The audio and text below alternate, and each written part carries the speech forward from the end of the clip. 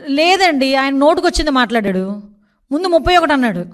మనం అంత బుర్రలేదు, ఏదో నోటుకొచ్చి మాట్లాడేసి బుర్ర అంటించేద్దాం, తర్వాత వాళ్ళే కడుక్కుంటారులే అనే ఫీలింగ్లో ఉంటాడు జగన్మోహన్ రెడ్డి ఇప్పుడు కూడా. ముందు 31 అన్నాడు, క్లియర్గా చూడండి. అది వెనకాత నుంచి కాదు 36 అని ఎవరు ఇంటి ఇచ్చారు. 36 అన్నాడు. 36 రాజకీయ హత్యలంట. చెప్పనండి ఎక్కడ రాజకీయ హత్యలు ఏమి ఉన్నాయి?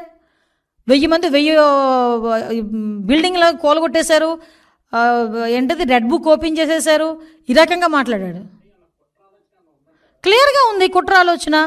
అతగాడు ఏమనుకుంటాడంటే, నేను ఏం చెప్పినా ప్రజలు నమ్మేస్తారు, లా అండ్ ఆర్డర్ విషయంలోనే కనుక ఇలా పదే మాట్లాడితే కనుక ప్రజలు నమ్మేస్తారు అనుకుంటున్నాడు.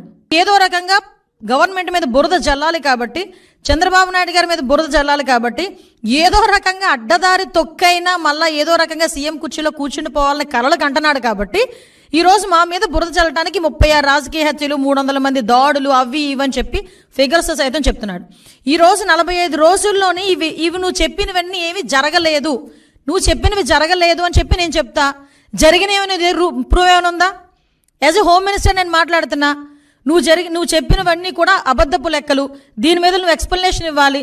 దీని మీద నేను కేసు పెట్టాలనుకుంటున్నాను. ఎందుకు కేసు పెట్టకూడదు, ఎందుకు చర్యలు తీసుకోకూడదు జగన్మోహన్ రెడ్డి మీద ఈరోజు ప్రభుత్వం మీద? అప్పుడు నిజంగా జరిగిన ఇన్సిడెంట్లే, రంగనాయకమ్మ గారు జరిగిన ఇన్సిడెంట్ అమరావతి గురించి ఒక చిన్న పోస్ట్ పెట్టారని సిఐడి వాళ్ళని పంపించి ఆవిడ వయసును కూడా పక్కన పెట్టి వాళ్ళ చేత విచారణ జరిపించి సిఐడి ఆఫీసులో కూర్చోబెట్టి విచారణ చేపట్టావు.